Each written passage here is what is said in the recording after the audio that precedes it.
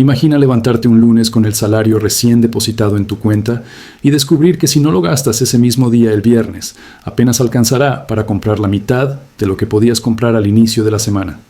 Ese era el Brasil de finales de los años 80 y principios de los 90, un país atrapado en una espiral de hiperinflación que devoraba el dinero antes de que la gente pudiera usarlo. El dinero se transformó en un enemigo. En lugar de darte seguridad, se derretía entre tus dedos. Y lo más peligroso no era solo la economía, sino la mentalidad. Un pueblo entero aprendió que ahorrar era inútil, que planificar patrimonialmente era imposible y que el salario mensual era una broma cruel. La hiperinflación brasileña llegó a niveles tan absurdos que los precios en supermercados se remarcaban varias veces al día. Los comerciantes cambiaban las etiquetas con pistolas de precios cada pocas horas, los alquileres se indexaban semanalmente y las familias corrían a gastar todo en cuanto cobraban, porque al día siguiente el dinero ya valía menos. Entre 1980 y 1993, la inflación acumulada fue superior al 13.000%, con un récord en 1993 de más de 2.400% en un solo año. Para ponerlo en perspectiva, un producto que costaba $1 en enero podía costar más de 25 a fin de año. Era una economía en la que el dinero dejaba de cumplir su función básica. Este caos no surgió de la nada. Venía de la llamada década perdida de América Latina, cuando la crisis de deuda de los años 80 arrastró a toda la región a un callejón sin salida. Brasil, como México, Argentina o Perú, se había endeudado masivamente en los años 70 con préstamos baratos en dólares, aprovechando el boom del petróleo y la abundancia de petrodólares. Pero cuando la Reserva Federal de Estados Unidos, bajo Paul Volcker, subió las tasas de interés en 1979, esa deuda se volvió impagable. El dólar se encareció, los intereses se dispararon y países enteros cayeron en default. La receta del Fondo Monetario Internacional fue clara: ajustes, recortes, devaluaciones. El resultado fue devastador: recesiones, pobreza y, en el caso brasileño, inflación fuera de control. Brasil intentó salir de esa trampa con varios planes de estabilización que fracasaron uno tras otro.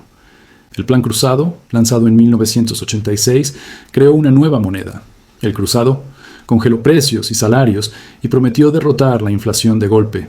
Al principio funcionó. La inflación se frenó y la gente recuperó esperanza. Pero fue un espejismo.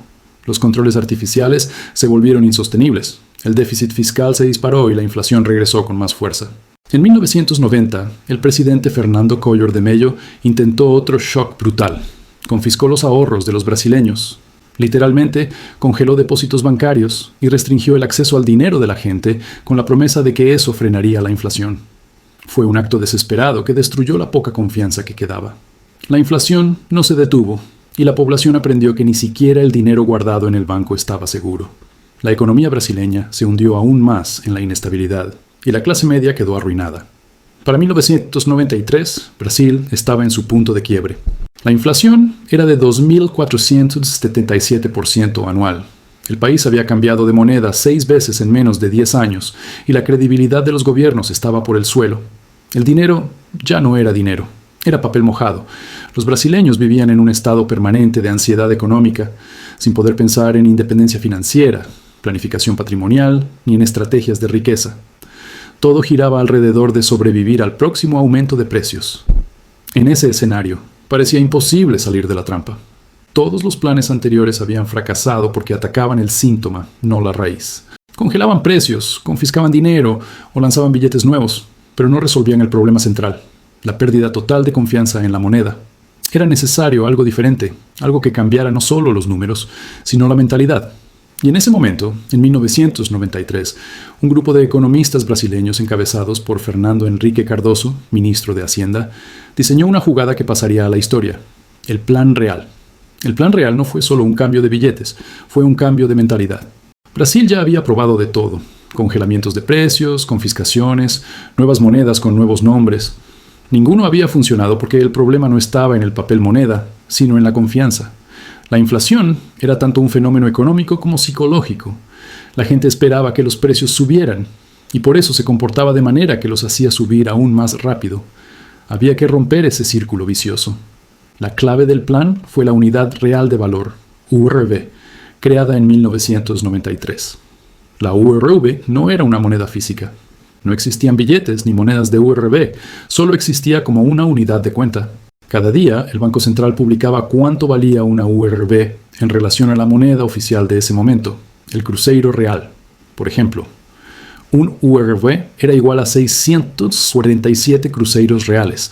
Esa cotización cambiaba diariamente para reflejar la inflación real. ¿Qué significaba esto en la práctica? Que los precios de los bienes, los salarios y los contratos empezaron a expresarse en URV, no en cruzeiros. El supermercado fijaba el precio de la leche en 1 URV, y aunque el valor en cruzeiros cambiara todos los días, en URV el precio permanecía estable. El trabajador recibía un salario de 100 URV al mes, que se convertía a cruzeiros según la cotización del día de pago. De repente, los brasileños tenían una referencia estable para medir valor, aunque su moneda oficial siguiera derritiéndose. Fue un golpe psicológico brillante. Durante décadas la población había perdido toda noción de estabilidad. El dinero era un enemigo que se esfumaba cada día. Con la URV, la inflación seguía existiendo en la práctica, pero estaba contenida dentro de la vieja moneda, mientras la nueva unidad transmitía sensación de orden y confianza. La gente dejó de correr desesperada a gastar, porque al mirar los precios en URV, estos parecían estables, y ese cambio de percepción redujo la velocidad del espiral inflacionario. Una vez que los precios, salarios y contratos estaban anclados a la URV, llegó el segundo paso. En julio de 1994, la URV se transformó oficialmente en la nueva moneda, el real. Una URV se convirtió en un real y la vieja moneda, el Cruzeiro Real, desapareció de golpe. Pero la diferencia con los planes anteriores era que el real no nacía vacío, sino con credibilidad. Llevaba meses existiendo en la mente de la gente como una unidad estable. No era solo un billete nuevo, era la consolidación de un sistema que ya funcionaba. Este mecanismo fue acompañado por otras medidas para darle fuerza al plan. El gobierno implementó un fuerte ajuste fiscal, reducción del déficit, control del gasto público y aumento de impuestos para mostrar disciplina. También elevó las tasas de interés, atrayendo capital extranjero dispuesto a invertir en Brasil bajo la promesa de estabilidad. Además, hubo un paquete de privatizaciones y apertura comercial que buscaba modernizar la economía e integrarla más al sistema global. Todo esto fue negociado de cerca con el Fondo Monetario Internacional y con los mercados internacionales, que vieron el plan real como una oportunidad de apostar por Brasil. Pero lo verdaderamente revolucionario fue la estrategia psicológica. El plan real entendió algo que otros países no habían comprendido: que para derrotar la inflación no basta con emitir una nueva moneda, hay que reconstruir la confianza de la gente en el valor del dinero. Al crear una moneda virtual de transición que estabilizó las expectativas, el plan atacó la raíz del problema. La URV fue una especie de experimento mental a escala nacional, convenció a millones de personas de que el caos podía terminar, y esa convicción se volvió real. En cuestión de meses, la inflación, que había sido de más de 2.400% anual, cayó por debajo del 10%. Fue un cambio histórico.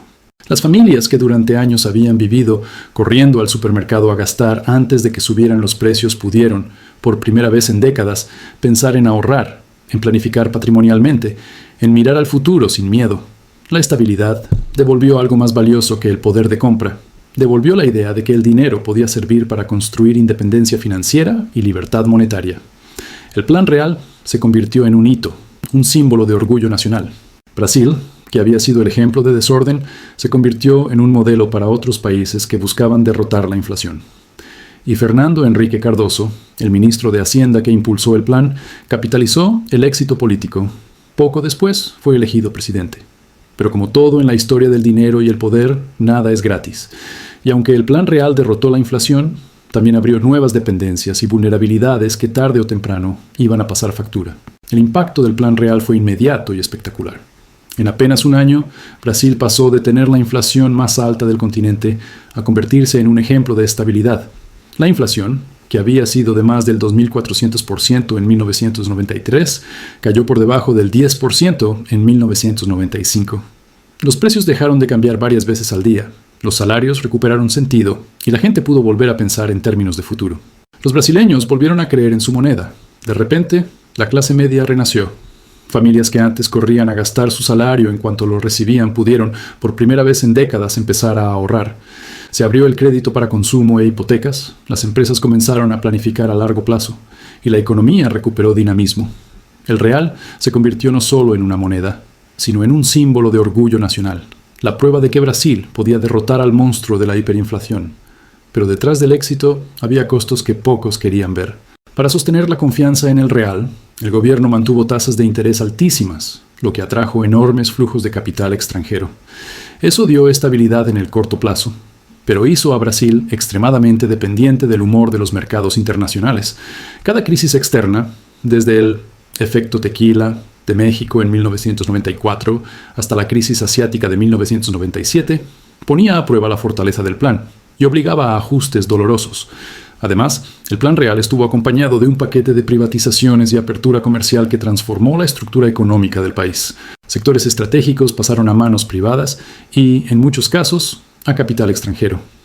La estabilidad tuvo un precio, la dependencia de inversiones y créditos externos. Era el pacto implícito. El FMI y los mercados apoyaban la estabilidad de Brasil, pero a cambio de políticas alineadas con el libre mercado. Comparar el Plan Real con otros experimentos de estabilización en la región ayuda a entender su singularidad.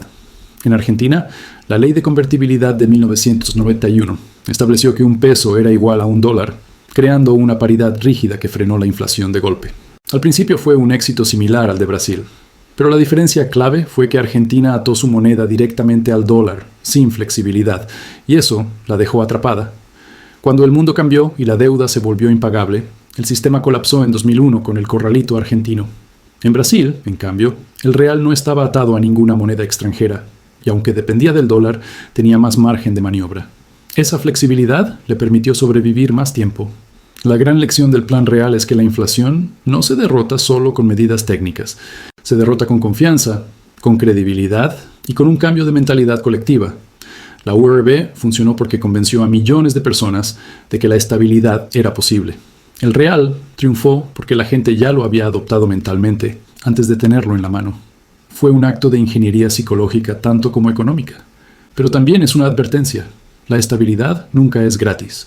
El Plan Real frenó la inflación, pero lo hizo a costa de salarios apretados, tasas de interés que enriquecían a los bancos, privatizaciones que beneficiaron al capital extranjero y una dependencia estructural del dólar y de los flujos internacionales.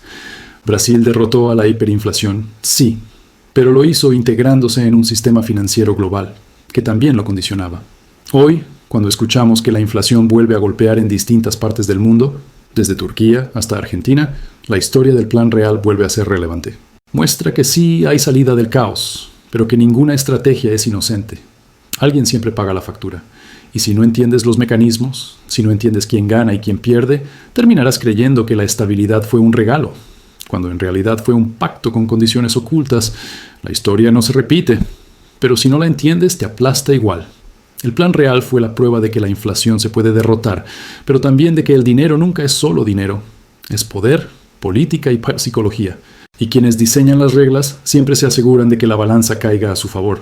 Esto no fue un capítulo cerrado de la historia. Está ocurriendo otra vez. Si quieres verlo antes de que te alcance, suscríbete.